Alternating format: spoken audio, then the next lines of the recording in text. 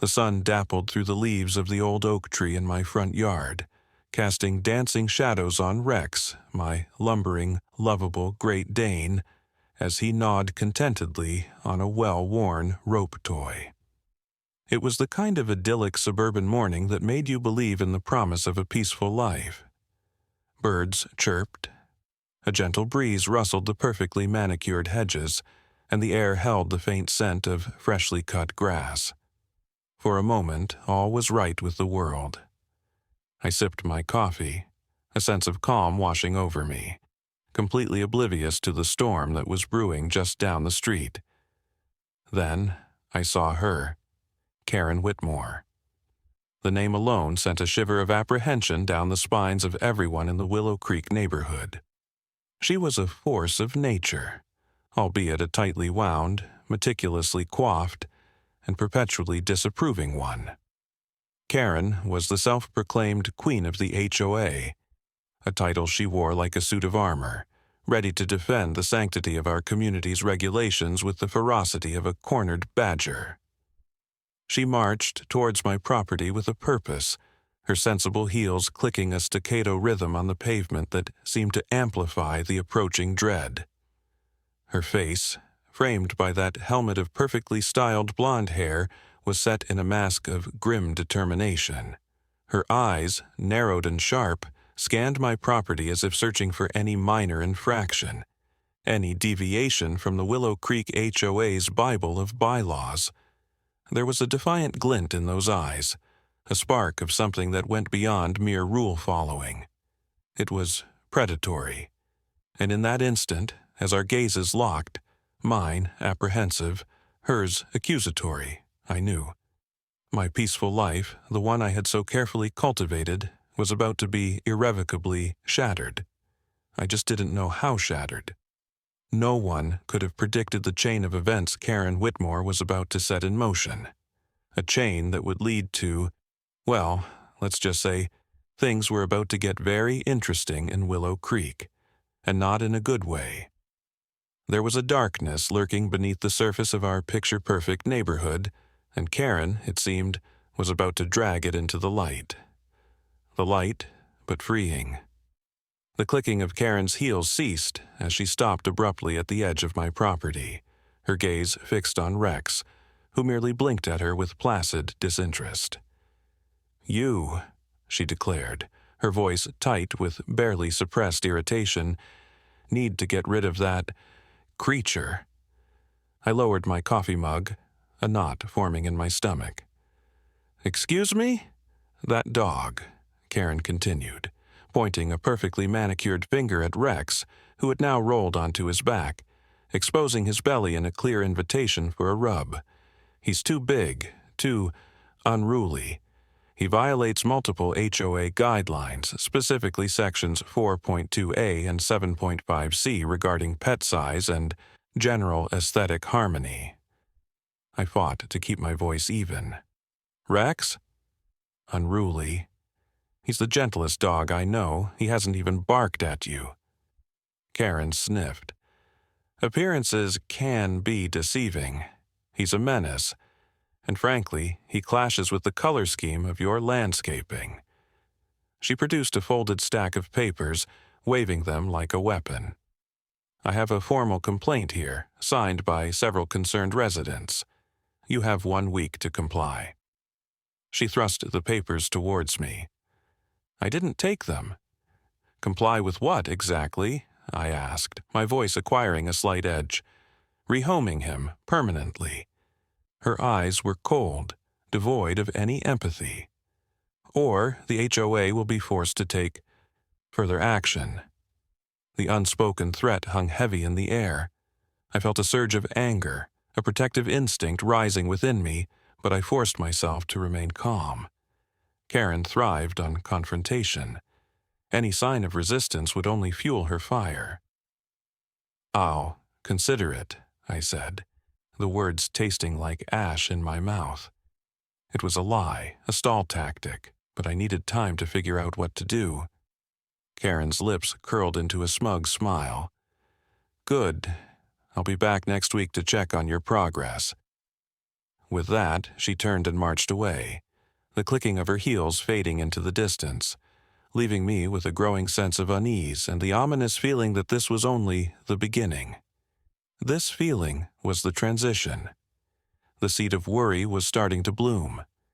Karen's harassment, predictably, didn't end there. It escalated, becoming a relentless campaign of petty grievances and thinly veiled threats. First, it was the fence.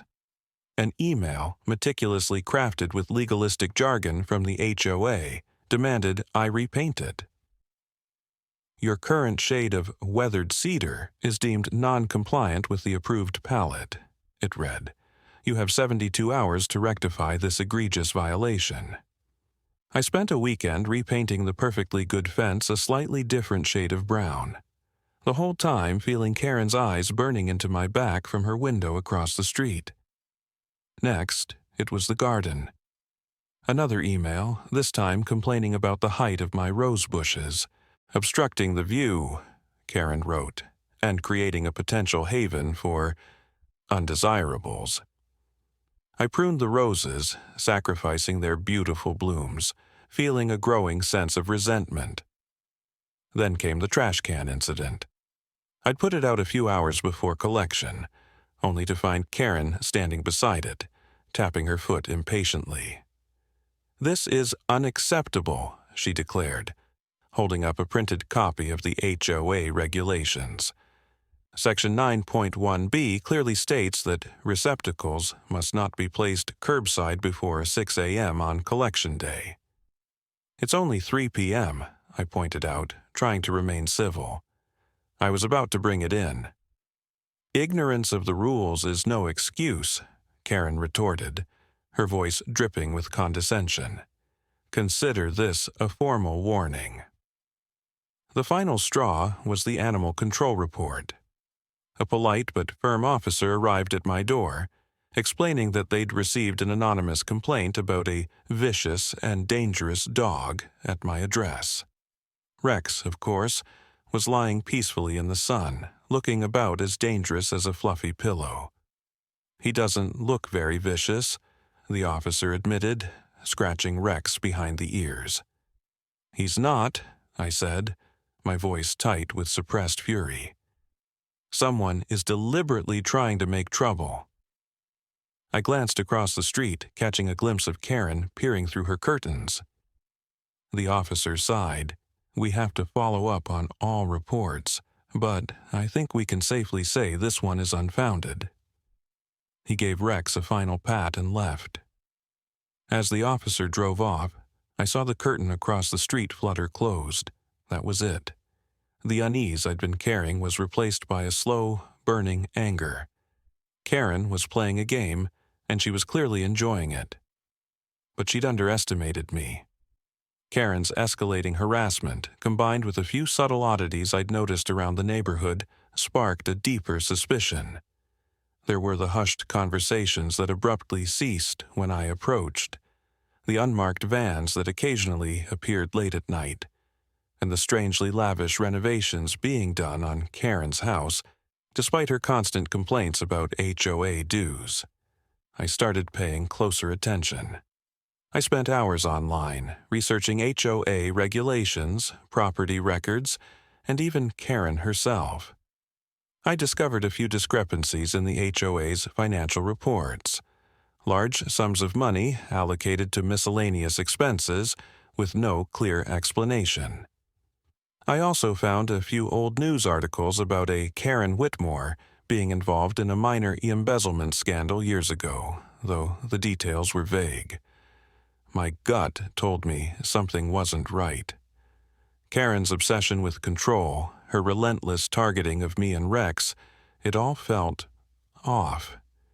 It was more than just petty neighborhood squabbles. It felt like a smokescreen, a deliberate attempt to distract from something bigger. I needed more information.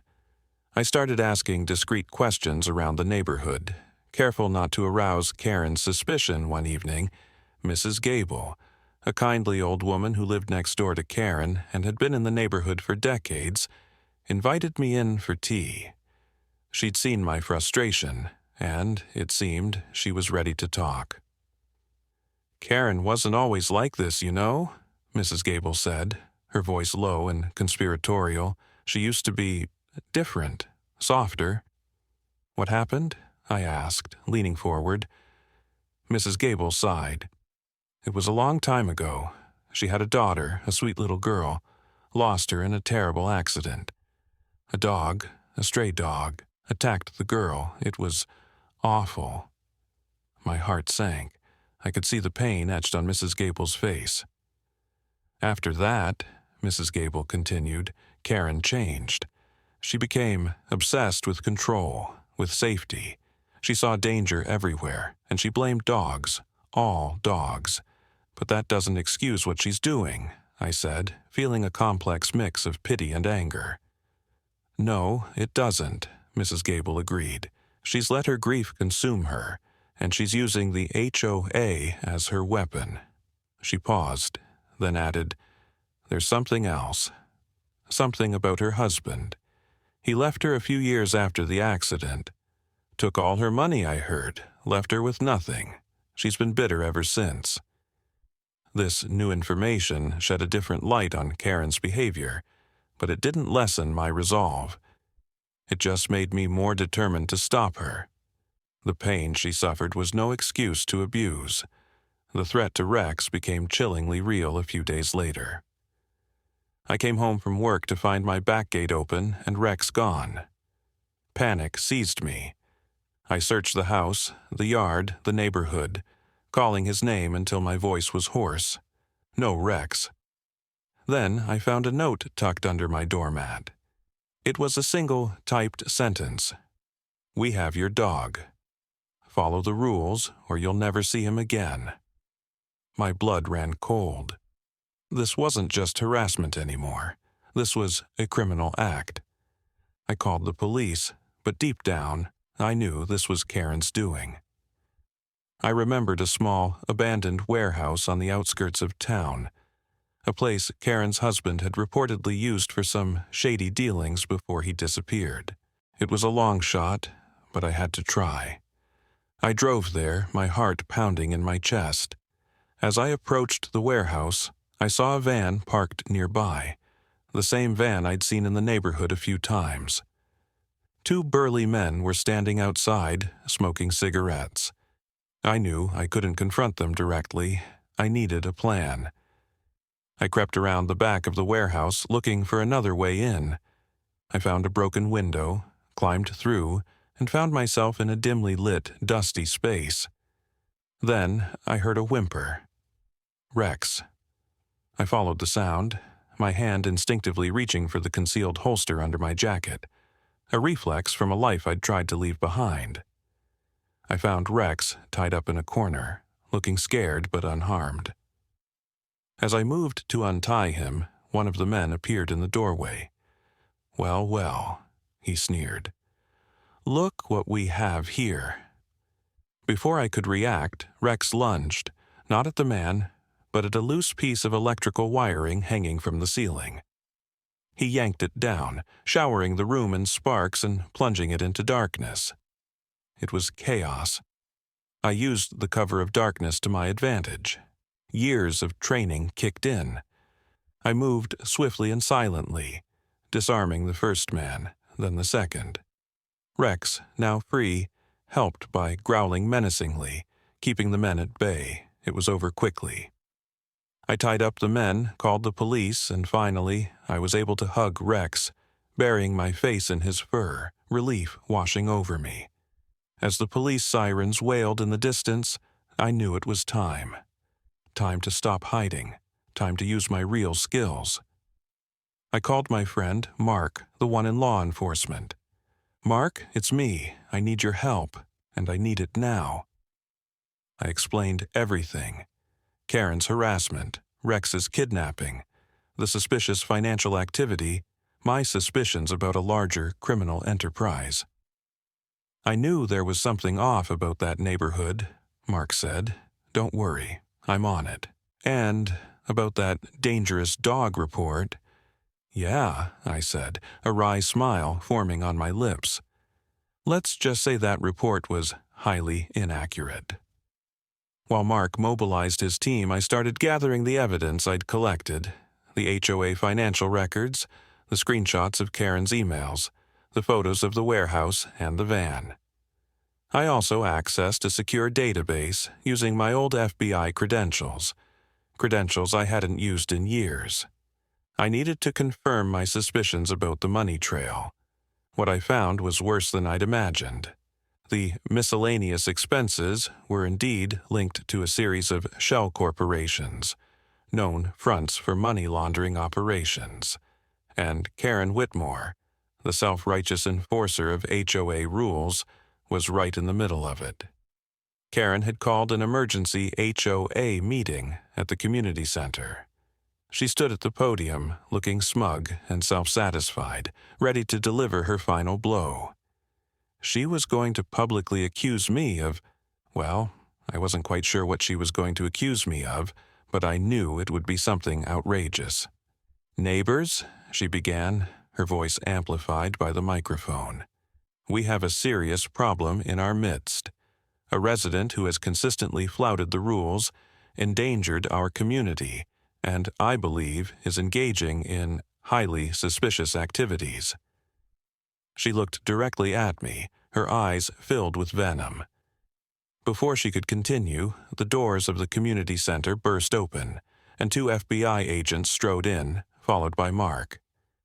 "Karen Whitmore," one of the agents said, his voice booming, "you're under arrest." The room erupted in chaos. Karen's face turned ashen. What's going on? This is outrageous." "You're being charged with multiple counts of fraud, embezzlement, and money laundering," the agent continued, ignoring her protests. "And," he added, glancing at Rex, who was sitting calmly by my side, "for requesting the destruction of federal property." Karen's jaw dropped. "Federal property?" "Rex," I said, stepping forward, "is a former member of the FBI's K-9 unit. He's a decorated veteran with more service to this country than you could ever imagine." The agent produced a photo. Rex, in his prime, standing proudly beside the president during a foreign visit. Karen stammered, trying to defend herself, but the evidence was overwhelming. I presented the documents I'd gathered, the financial records, the connections to the shell corporations. "You thought you could control everything, Karen," I said, my voice calm but firm. "You thought you could bully everyone into submission. But you made one mistake. You messed with the wrong dog and the wrong neighbor." As the agents led Karen away, she looked at me, her eyes filled with a mixture of rage and disbelief. You set me up." "No, Karen," I said, "you set yourself up." Then Mark stepped forward, a grim expression on his face. "Actually," he announced, his voice low and serious, "Karen was telling the truth about one thing. There is another person involved, a silent partner pulling the strings from the shadows." He paused, letting the tension build. "It's Mrs. Gable." A collective gasp swept through the room. Mrs. Gable, the sweet old lady who'd supposedly confided in me, the one who had painted Karen as a victim of circumstance. It was unthinkable.